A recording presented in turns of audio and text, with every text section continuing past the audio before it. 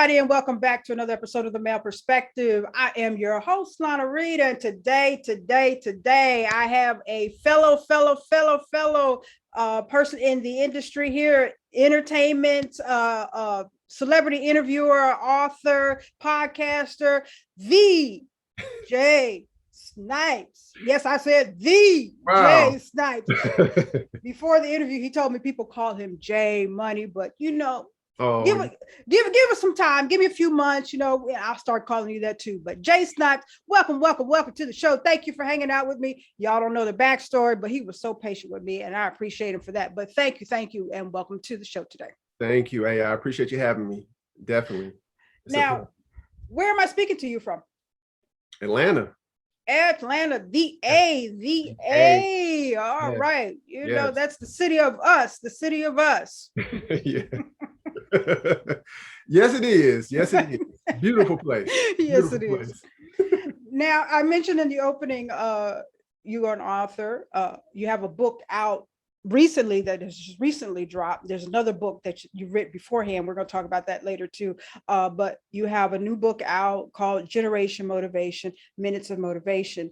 And as I was preparing for today's show, I was kind of scrolling through it on Amazon, and there's in the introduction, it talks about how you started off, you went to college and you graduated and you got out and you're working your gig, and you said, this is just not for me, right? So I guess as I get to know you a little bit today, what I want to know first and foremost about that piece, how does a guy go from college to, I want to interview celebrities? How does all of that start to happen? Well, you know what? Actually, boy, I wish it was that type of process. It wasn't a two-step process, trust me.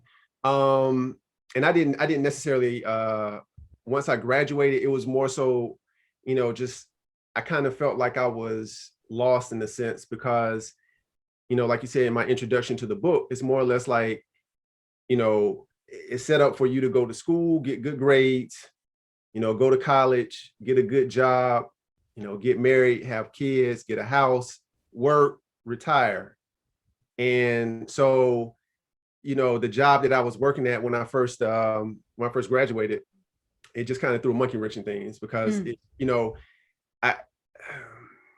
both of my parents, first and foremost, both of my parents are educators though, and my brother went to, I went to North Carolina A&T first and foremost. Woo-hoo, my birth state. Oh, okay. Oh, North Carolina? Winston-Salem, North Carolina. What? Yes. Oh, okay. I'm from Fayetteville, North Carolina. Okay. All right. We was, when Dad was in the service, we were stationed down there for a hot second. Okay. Yeah. Okay. And so, so it was never a doubt in terms of me going to college. Like my brother went to college, what I'm saying? My parents went to college. So that's all I know. Mm-hmm. So I follow in that tradition. My parents are educators. My brother is a professor, but I didn't follow in that path. My degree was in marketing. And so, like I said, once I, graduated and got into the work world, I was like, man, this is not necessarily my passion per se. So, so as you start to, kind of grow and mature and you're experienced to more things, then obviously, a whole new world opens up. And so, over time, I got married, moved to Atlanta, been married for 20 years. Just celebrated that in January. Mm-hmm. And so, like you said, once I got to Atlanta, I was like, wow, so many people come up to you with business cards and, mm-hmm. Hey, I'm doing this and I'm doing that. I'm like, wow, I was in awe because I never even considered, that aspect of getting into, the entertainment side of, writing and everything. So, so I actually, the way I started doing it was I happened to be watching a video show in the wee hours of the morning, like kind of like public television type stuff. And I was like, wow, it was, you could tell it was like a lower budget show, I mean, which is definitely not a problem, obviously, but I was like, wow, I was like, man, how are they, interviewing all these celebrities? And, I was like, wow. So I just kind of reached out to them and basically say, hey, I would like to write some CD reviews for your website. and they immediately, contacted me back and said, oh, okay, cool. I obviously was, for free.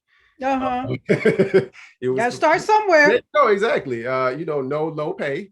But so I started doing CD reviews, and next thing I know, they said, hey, how about, maybe doing some writing? Did you say C? You saying CD? CD. Okay, so we're aging ourselves because I know what that is. CD. Compact disc for the young folks.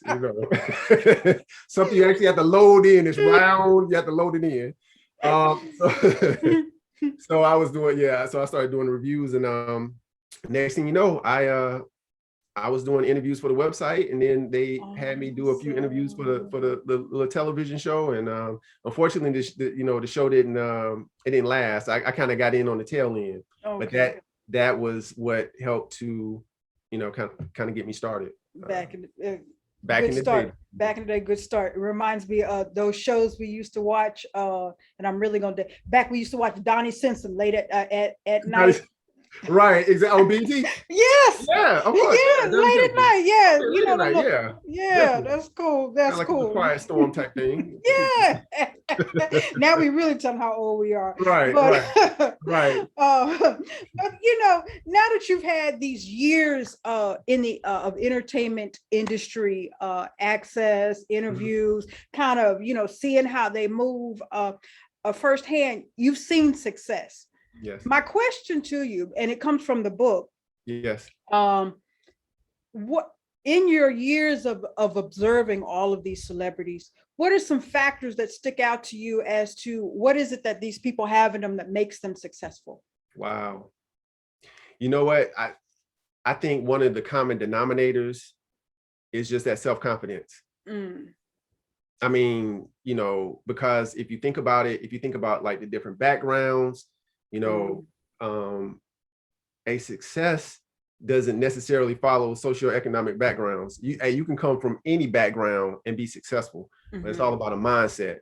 It's all about that desire. It's all about that that drive. And it's funny you should ask that question, because that is kind of what my book is kind of tailored around. It's like I want people to be able to realize everything they have within themselves and be able to push themselves and become the best version of themselves. And these celebrities, I mean, they look at it like, there is no plan B. I'm putting everything into plan A, and I'm going to succeed. There is no what happens if I don't succeed. So it's really a mentality. It's really taking your craft seriously, and just being willing to lay it all on the line. And that's, I mean, I think that's really the common denominator. Okay. Yeah, because it's always been success in any form has always been a very interesting dynamic, because sometimes we see people from the same block, same neighborhood. Sometimes we see siblings within the same family unit, and one gets it and one doesn't. So, it's always, very interesting how it plays out. And I guess that's a key point. You have to have somewhere, there's no plan B. Like, this is it. I'm going to get this, or else. Or else. Exactly. And I really think, I just think it's just that mentality, it's that mindset.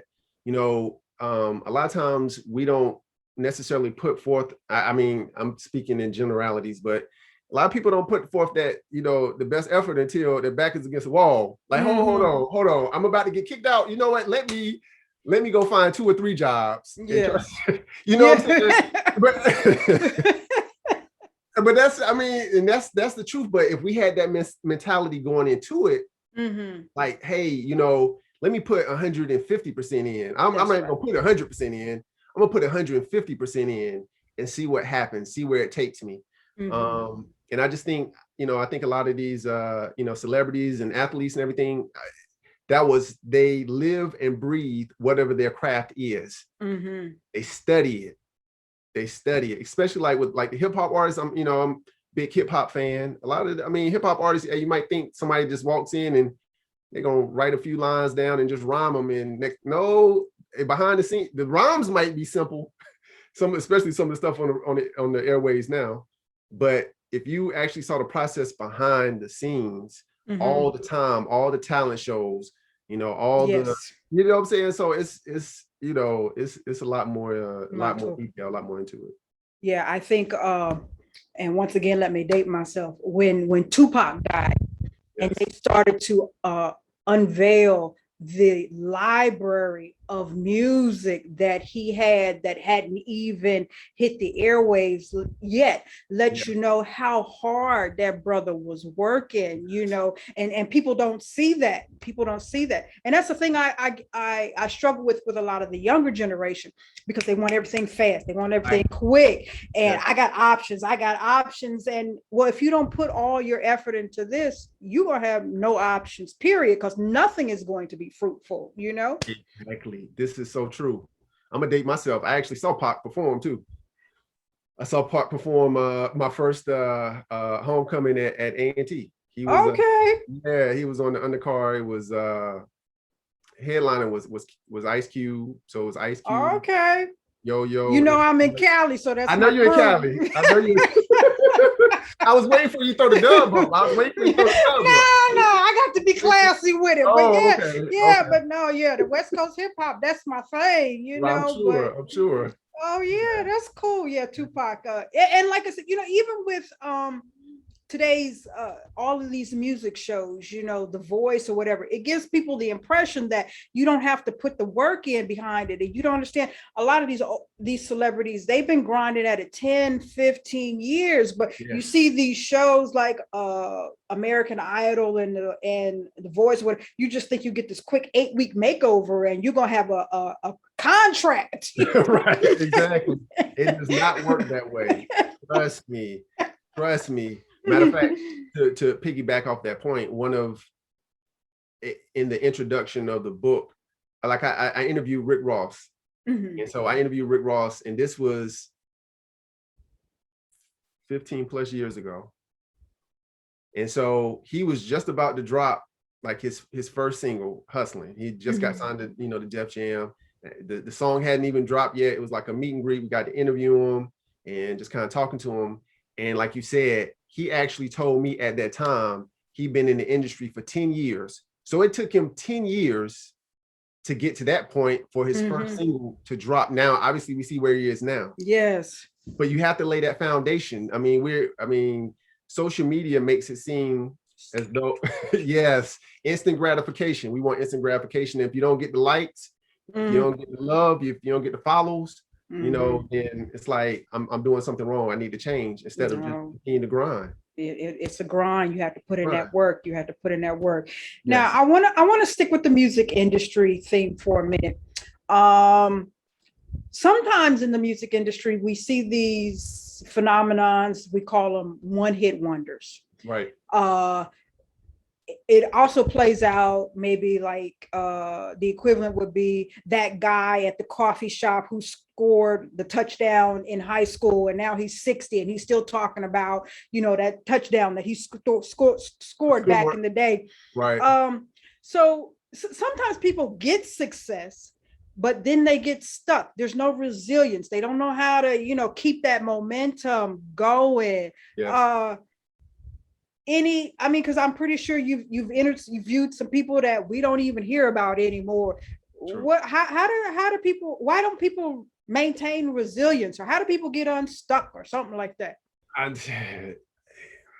You know, once again, it just kind of goes back to that mindset, you know, and in the book, I'd say something. I have a section talking about, you know, being resilient. Okay. Because like you said, I mean, even music industry, but think about sports. Like you have these kids, say like basketball, football, what have you. You're a standout star all through, you know, junior high, high school, AAU, college. You were the guy. You get drafted, and then all of a sudden, like, we don't hear about you anymore. It's not because you lost your talent, but, you know, it's one thing to have that mentality, like, you know what, I'm gonna make it to the NBA. That's my dream, to make it. See, that's the difference. Making it to the NBA should not be the finale. Making it and thriving, yes, in the NBA should be. That's the mentality that you have, because sometimes we crossed the wrong finish line. Just making it, hey, but you want to have longevity. Hey, you can be riding that bench, but if you ride that bench and you're in there for 10, 15 years, that money's still stacking up. You still, I mean, so it's all about having that mindset and making sure that you're building the right foundation and continuing to study your craft and stay on top of things and not become complacent. That's gotcha. You can't become complacent because someone is always looking to take your spot. It's only so many spots, in the NBA, so someone is coming to, take that spot. In the music industry, I mean, you might sign this contract and say, hey, you know what? I put in all this work. I got a single on the radio. I signed a nice contract. Next thing you know, you start getting to a point where I don't feel like going to the studio today. I'm gonna spend some of this money, and you're not really, staying on top of your craft. And you have to be resilient. You just have to dig deep and set new goals for yourself. Once you hit one finish line, okay, what's your next finish line? What's the next finish line that you want to cross? You got to always have something that you're working towards. Gotcha. I like that. Sometimes they're crossing the wrong finish line.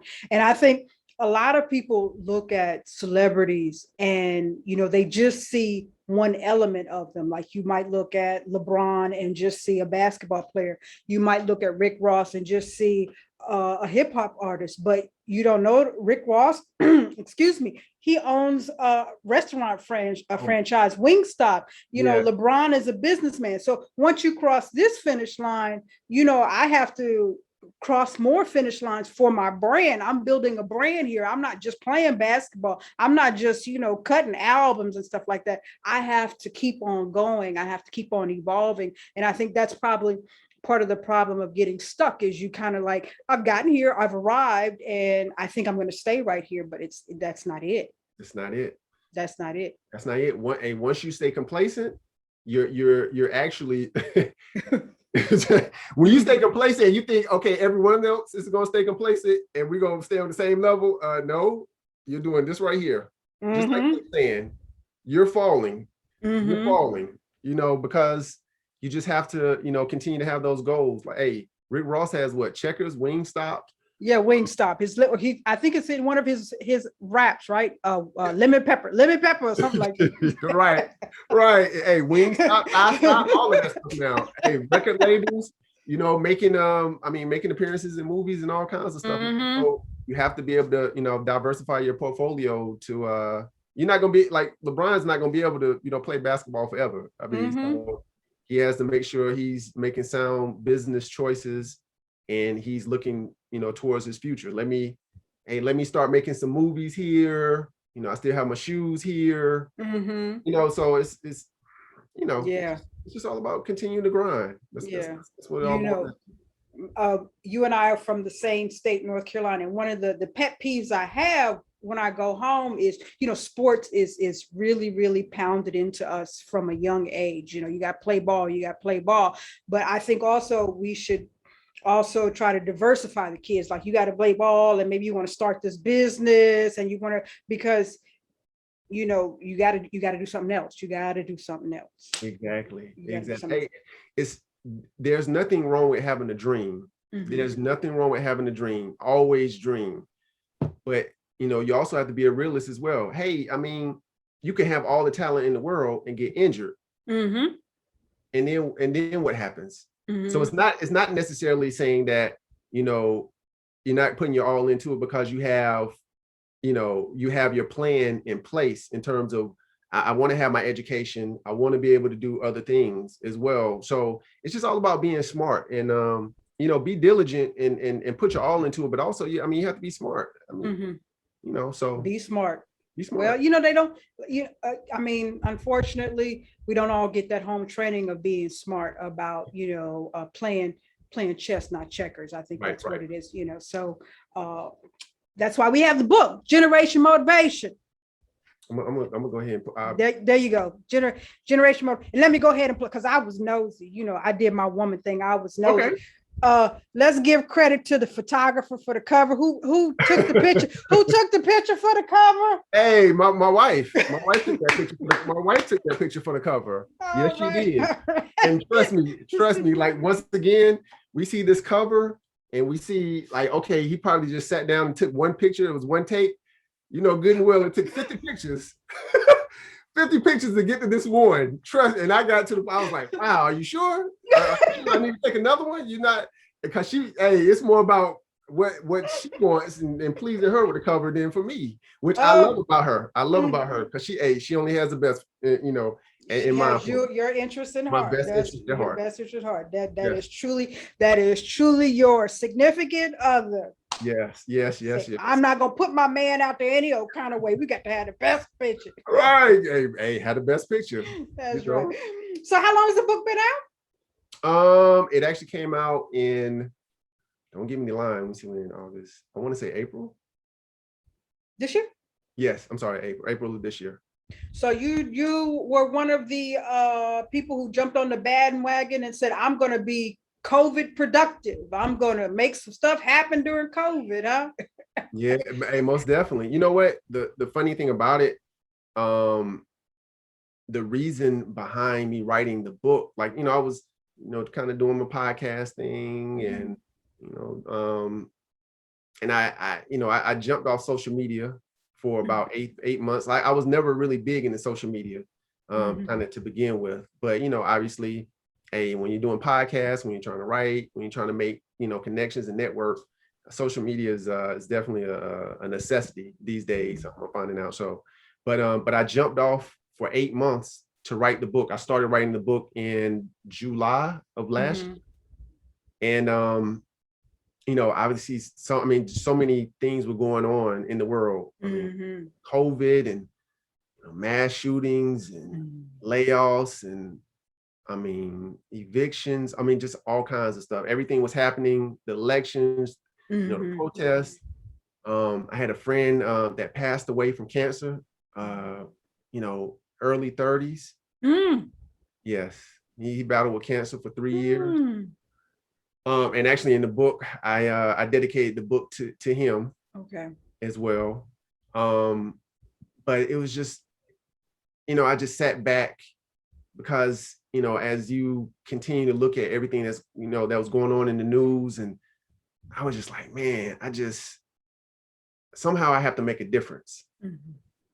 You know, and obviously you're an author as well, So, you know, I mean, words are valuable. So words are valuable, you know, and being able to be a journalist, being able to be an author, being able to be a podcaster, you have the ability to be able to put out this message, the message that you want to portray. It comes directly from you.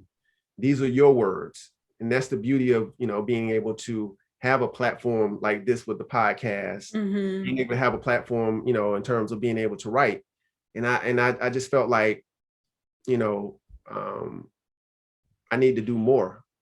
I mean, what type of impact can I make? I want to be able to uplift everyone. I want folks to know, because, you know, everything that was going on in the news, man, a lot of people felt hopeless. You know, you're so disconnected because of COVID. I said, it was just really weighing on me. I said, I'm getting off of social media. I said, I don't need any distractions. I want to sit down and I want to be able to write. And I want to be able to make sure that the words that I'm writing, I want them to have an impact on everyone that the book touches. I want them to know that don't give up hope. You can't give up hope. Become the best version of yourself. And the way the book is structured, it's 52 weeks. It's minute of motivation because, you know, the actual sections are very small, but I use what I call a read, reflect, and a call to action format. So every section starts with a quote, you know, a quote from, you know, an African-American icon. And then I have, you know, my take on that particular topic. And then at the end of the section, then I have, you know, a couple of questions that you answer. And those questions are like a call to action. So if my words don't inspire you, then I want Nelson Mandela's words in that quote to inspire you. You know, if neither one of those, you know, inspire you, then I want you to be able to reflect on what you write about yourself.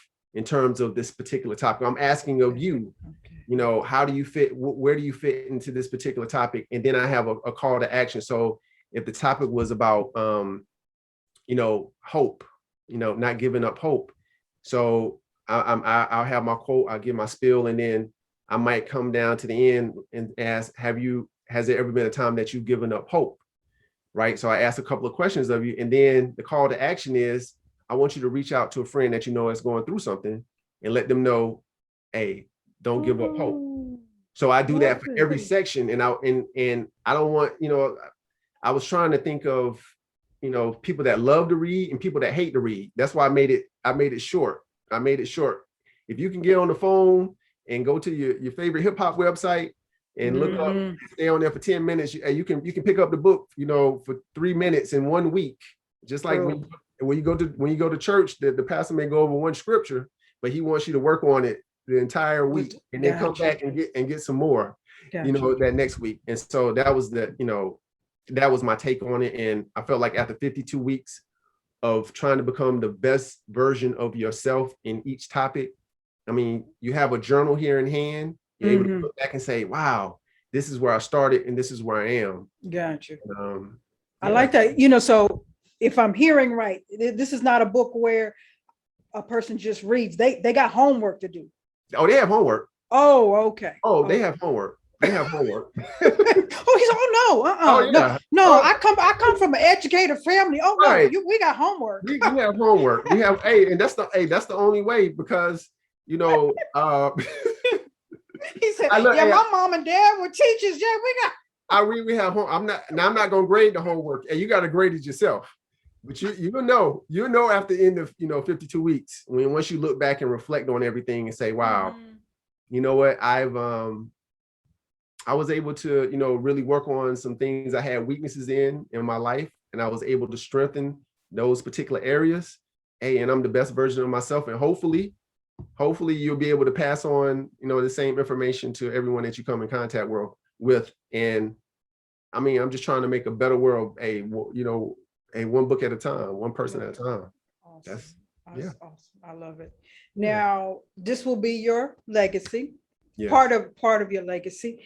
And I saw that you've mentioned it in the book, and it's something that I'm very big on, is legacy. And a lot of times people don't understand your legacy might be something like making apple pies for everybody in the neighborhood. Your legacy might be being governor of a state. I mean, it comes in all shapes and form. Right. But some of us are just kind of drifting around in this world, just drifting. Yes. On the gondola, hey, you just sitting back, just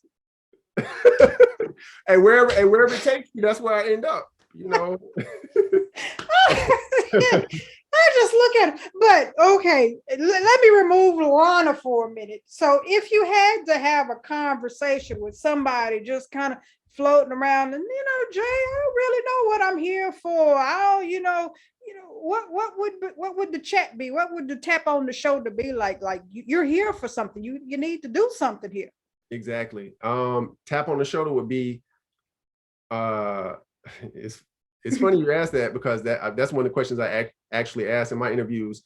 Oh. You know, like that is like one of my ending questions. Like, what would you want your legacy to be? But I always tell people this.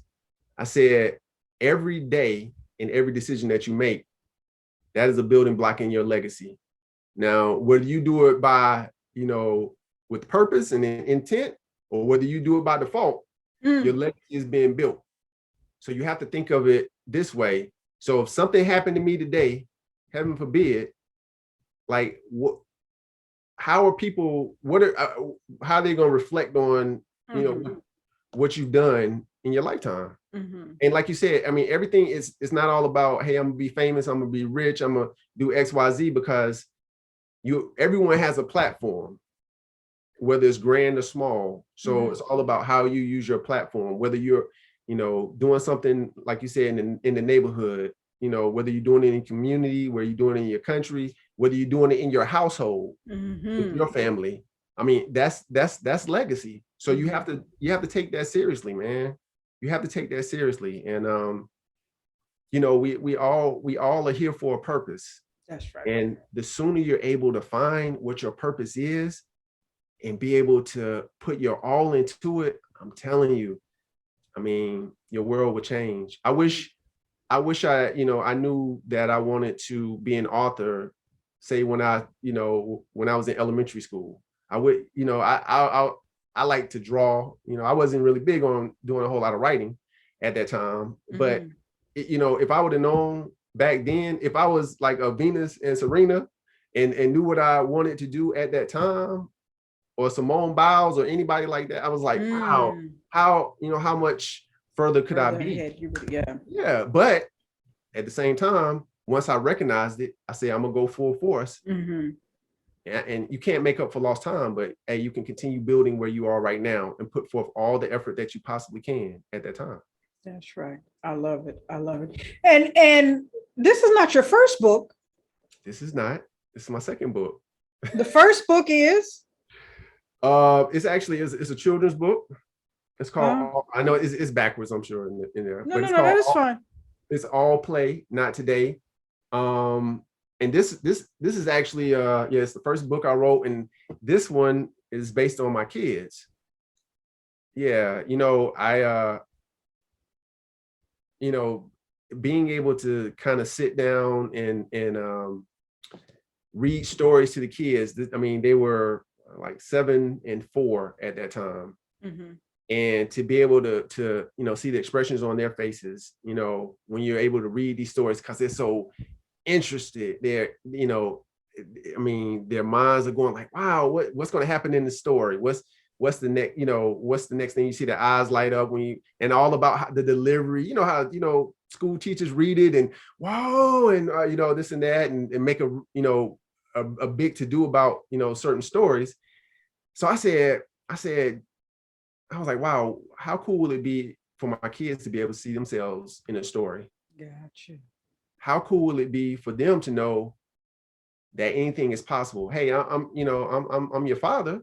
And but and you know me as dad, but also, hey, I can be an author, and you can be in the story just like hey, well, I'm not gonna date myself and say Jack and Jill, but I'm just saying, hey, but you know, anything is possible. You know, I came up with this story, and I mean, and they love to be able to see themselves and, oh wow, is that me? I got my friend, you know, she was an illustrator, and we put this project together, and I wanted it to actually be like a book series, but I didn't capitalize off of it. Once again, I crossed the wrong finish line. I said, I put it took probably a year and a half for it to come to fruition, because I had to find the illustrator. The story, writing the actual story because it's for, you know, ages like 4 to 8. That was fine. I was able to do that, but you know, finding, you know, the illustrator and going through that process, and I stopped for months and started back up, and so I crossed the wrong finish line, because the finish line was more or less, wow, I got the book written and I got it published, and I inspired the kids, but it should have been like you know, the finish line should have been writing a book series and continuing to write, which I can always come back to it. Yes, circle back to it. We can circle back to it. Now I'm gonna go a whole different direction. Well, stay on the same sort of line. So you wrote the children's book, you said, when the kids were 7 and 4? Yes. How old are they now? 14 and 11. 14 and 11. And the book that you have out now, you said one of the reasons that you wrote it was because of everything that was going on. And one of those being the protest. I'm assuming it was because of the George Floyd and all of that stuff. Yes. So my question is, and I like to ask this question, especially your Black men, what is the conversation like in your home to your kids when it comes to stepping outside of our front doors and staying safe and interacting with police and getting back home safely? Do you have that conversation with them? Have to. What does that sound like for you? You know what? Just like it was important for my parents to have that conversation, for me, I mean, I would be doing them a disservice not having it. you know, first and foremost, it's all about awareness. And, you know, sadly, I mean, they were glued to the TV, they were glued to CNN and everything, you know, throughout the, you know, the entire George Floyd situation and all the other situations that followed as well. But, you know, I tell them, I was like, I mean, this is the world we lived in. We sheltered them for so long, and that's doing a disservice. You know, if we hadn't cut that TV on for them to be able to see some of the things that go on in the news, because, you know, when you're in school and you're in elementary school, you know, it's all about, hey, make a new friend today. Well, hey, and I had to start telling them, I said, no, this is someone that you've met, but that's not the definition of a friend. I had to tell them, that's an acquaintance. Yes, that is. Hey, I made a new friend today. Did you? You know, so it's all about being able to instill, first and foremost, that confidence in them, letting them know, hey, you know, be yourself and always be confident in being yourself, first and foremost.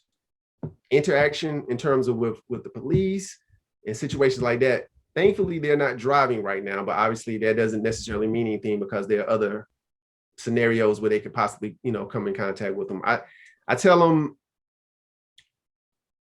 them, you know, if an officer tells you to do something,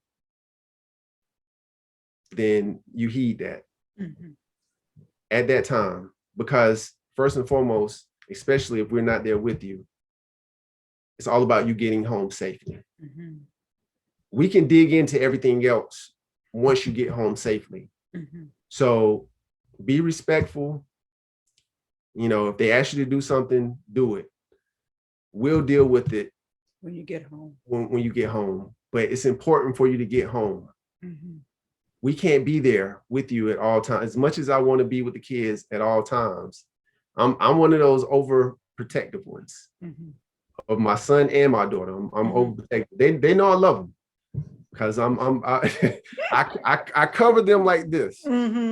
But, you know, we can't be there. You know, my son just started high school. You know, I mean, he's a freshman. I was like, it's a whole different ball game going from middle school to high school, the things that you're going to be exposed to. I said, so we have to instill, you know, we have to instill a foundation for you. You know the difference between right and wrong. You know who you should be hanging around with and who you shouldn't be hanging around with. You know what your priorities are. So it's all about having that mentality. Everything goes back to mentality for me. Okay. It's all about the mentality. It's all about awareness. You know what's going on. I mean, there's racism. You know, that's the world that we've been brought into. There's racism. You know, there are things that happen in the world that are out of our control. That's the world that we've been brought into. So what you have to do is you have to make the best decisions for yourself. You have to think about that foundation that you have. You have to think about that home training. You have to think about, you know, am I making the best decision with the information that I have? Gotcha. Understood. Good advice. Raising the next generation. Yeah. So generation motivation, it's not just a book. If I'm understanding correctly, it's a movement. Is that the shirt and everything? Is that? See the shirt? Yes. So before I ask my random question, what's going on with the movement? How do we get on to how do you get it? Oh, hey, yeah, you know, generation motivation. Yeah, it's a movement, and you probably can't see it. I don't know if you can see it right here, but the tagline is creating the narrative. Okay. Generation motivation, creating the narrative. This is actually my the word respect is golden. So this is my respect is golden shirt right here. Okay. But generation motivation, it's more or less like you said, it's all about this movement and this mindset and being able to, you know, motivate the masses. And I, you know, in writing these books, I said, if I have to motivate the entire world to be able to motivate my kids, then that's what I'll do. That's why I do, because, you know, like you said, I'm raising the next generation. So they've read the book, you know, they do it on a weekly basis as well. And it's cool for them to be able to see me, you know, in a different light. You know, I'm not the one that just sets the bedtime and say, hey, cut TV off. But you know, it's all about just being able to, you know, just motivate people, man, give people hope and let them know, man, it's so much more out there for us. And if we just, you know, continue to fight, continue to become the best versions of ourselves, sky's the limit. There you go. Become the best versions of ourselves. That's one thing I love to preach. A lot of times we are, especially today, and you mentioned you got off social media, but I see it a lot on social media. Everybody spends so much time pointing a finger at judging everybody else. If you just become the best version of you, you won't be having to worry about all the rest of this stuff, you know. Right. So Right, exactly. Yes.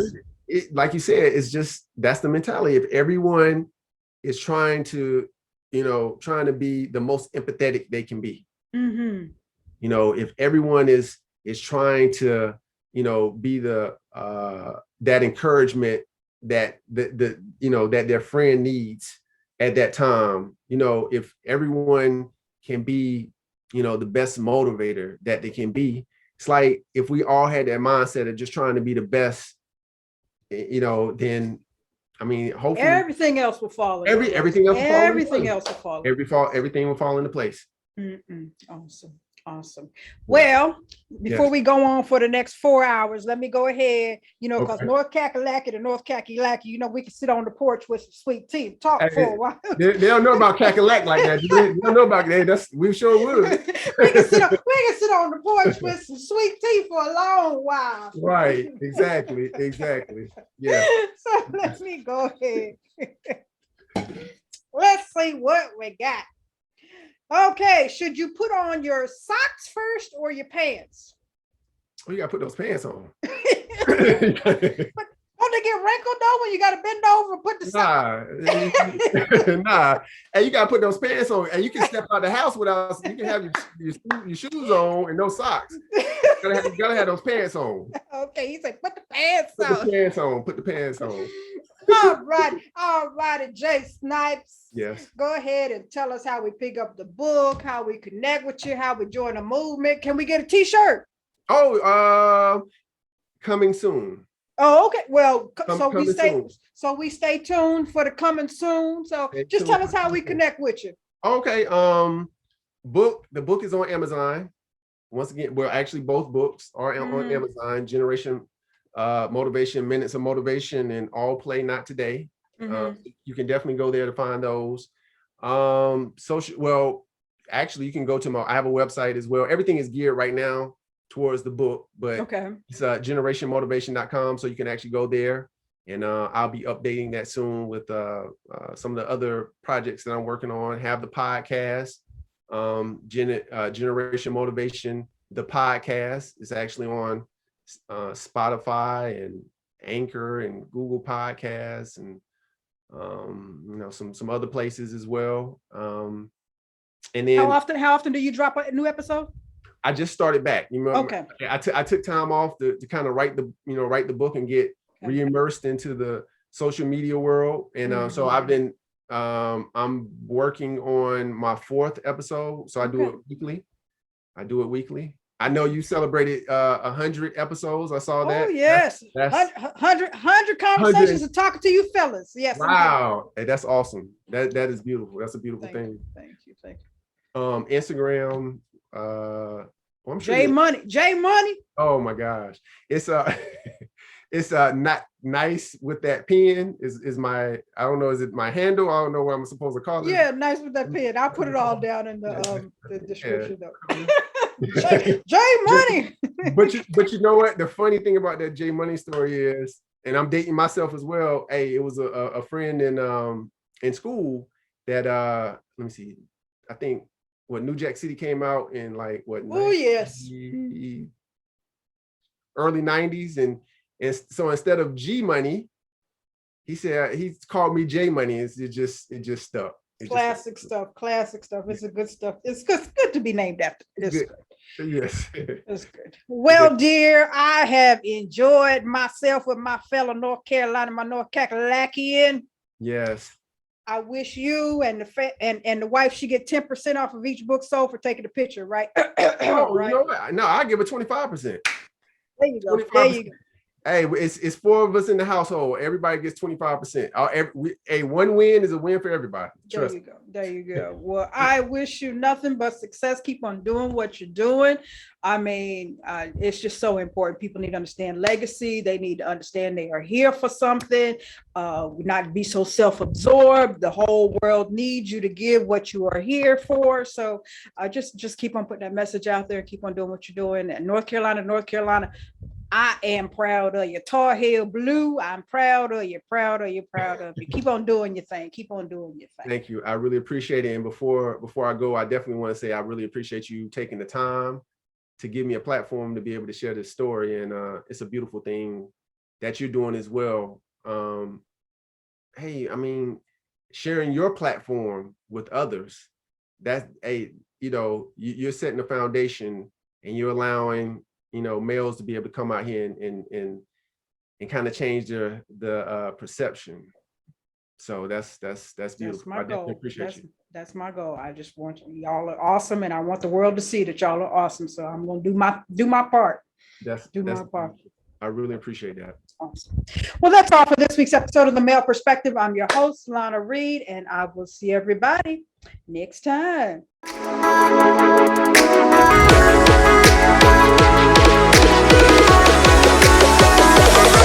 Oh.